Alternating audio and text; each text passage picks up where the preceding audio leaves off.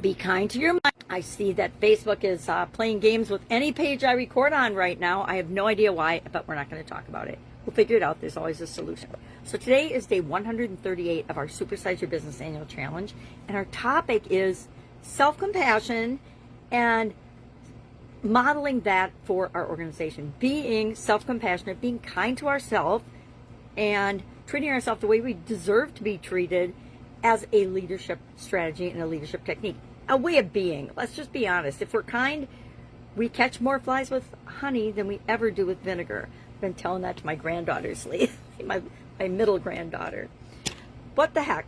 Self-compassion, what does that mean? It means I treat myself in a kind way, no matter what. I don't have a bunch of negative self-talk going on where I beat myself up. No, that would not be a true statement for me because I'm like human and I do that too. But I'm on a concerted effort and path to cut back on that, right? We talked yesterday about negative thoughts. Negative thoughts, especially the ones we say out loud, we're giving them more power. So I might think in my head that I'm a klutz, but if I say I'm a klutz, I'm making that so much worse. I might think about something about my business that isn't necessarily positive, like why does everybody always count on me for everything, or why do I have to work so hard, or how come I have to be involved in everything? No, there's a pattern there, and there's a reason I'm using those specific examples. But whenever we ask why of another person, we're never going to get the answer because we have no way of knowing. Half the time, other people don't know why they do something, much less are we going to figure out why they do it. We can assign some motives, but we're really usually just assigning our thinking, our reality, and our motives onto them, which can really lead to messed up situations and relationships and interactions. So we don't want to go there because that can lead to suffering. Now, I'm not a big believer in suffering. I think suffering is optional. We don't have to suffer ever, but we as human beings seem to put ourselves in suffering situations a lot. I define suffering as something that I choose to feel bad about, right? So if I am late for something and I start beating myself up, then I'm suffering. I'm actually doing self-inflicted pain because I'm beating myself up about being late. Now, if I had a good reason to be late, if I had every intention of being on time and something happened, like I got in a car accident, guess what? I guess I can give myself a little grace or cut myself some slack and not go into the little negative self-talk, barrage or abuse or judgment. So today, what are we thinking about? We are thinking about how do we speak about our business. I'm on a new platform called the School Platform. I'd love to have you join our Supersize Your Business School community, by the way. It's free. If you're interested in having a like-minded group of business owners that are working on things that undermine us that we're not even aware of, and you want to grow and build and scale and supersize your business in ways, I say in ways that won't kill you because mine almost killed me in 2010, and I'm here to talk about it, which I think is really awesome because it beats the alternative, right? I say every day above ground is a great day because it beats the alternative, right? All right, so today, what are we going to do with this? We are going to pay attention to what we think and what we say about our business today. And if you say anything negative about your business, I want you to stop, write it down, and then if you're in a situation where you cannot think about it right now, I want you to write it down so you don't forget it. Because this is something that we need to start doing on a regular basis. We need to catch ourselves before those kind of things come out of our mouth. Why? Because we are demonstrating to everyone else in our organization or anyone who overhears it that it's okay to speak negatively about our business. Is it ever okay to speak negatively about our business? No. Is it okay to face challenges and then immediately go to what are the possible solutions for this? Absolutely. That's how we build and grow and create the business that we want. But we model everything for the people in our organizations.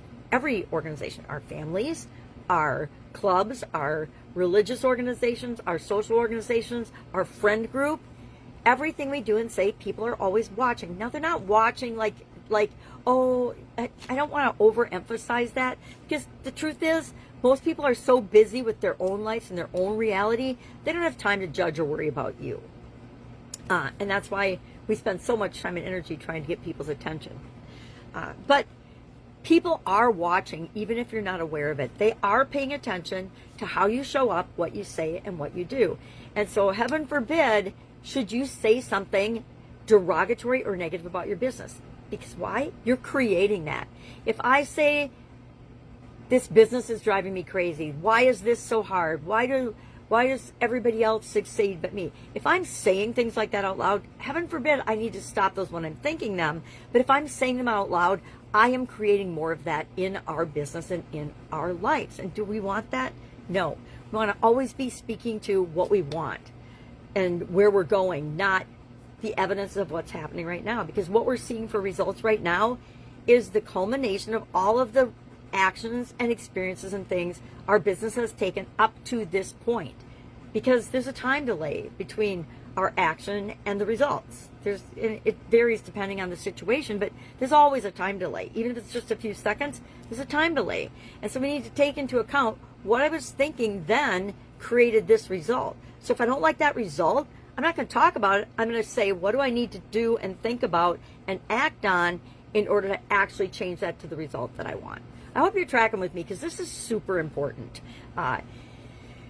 I've been in businesses and in jobs in corporate America where I joined the organization because what was presented and my research showed was that this was a great organization. Only to get on the inside and find out that the culture is absolutely, totally effed in the head. I think you know what I'm talking about. You get inside and you know, the pretty picture marketing things that they share to the world and the face they show to the world is one thing, but what's actually going on inside is something entirely different. And actually, my corporate America jobs, that's the places that I went into because that's what they hired me for, was to say, okay, we know we got a problem, we don't know exactly what it is, come on in and help us solve it. And so that's what I've been doing for decades. So today, our action item, your action item is to catch yourself before you say something and write it down. And then we're going to go back and we're going to think about it and we're going to ask ourselves some questions, just like we did with the negative belief, because any negative thing we say silently or out loud is just a belief. It's just a belief we have about something that triggered us right now. And we don't want to be making decisions for our business and our life and for other people's lives that is impacted by one little instance of negative thinking or one moment of doubt or worry or any other negative emotion that we choose to experience so that we can suffer a little more, right? So today, share in the comments below one thing that you think is one area that you're too hard on yourself in. What is one thing that as a business leader, as the owner, founder, person in charge of your business, what is one thing that you know you're too hard on yourself for? Let's unravel that today. Let's see how many of those we actually have in common, because I think we probably have a lot more things in common than we think that we do, right? All right, that's all I've got today. If I can help you in any way, ask. Otherwise, have an awesome day. Putting together a mastermind of cross-industry individuals. If you're interested in something like that, got an application ready, just put apply in the comments below and I'll send you that. Otherwise, I really encourage you to join us over in Supersize Your Business school platform, school community. I know you're busy, just like I am, but I've found that it's a place I can go and get answers really, really quickly because there's like-minded people there in the community that are building and growing and scaling their business just like you are. All right, have an amazing day. If I can help you, what do? All you have to do is ask. Be with you tomorrow. Bye.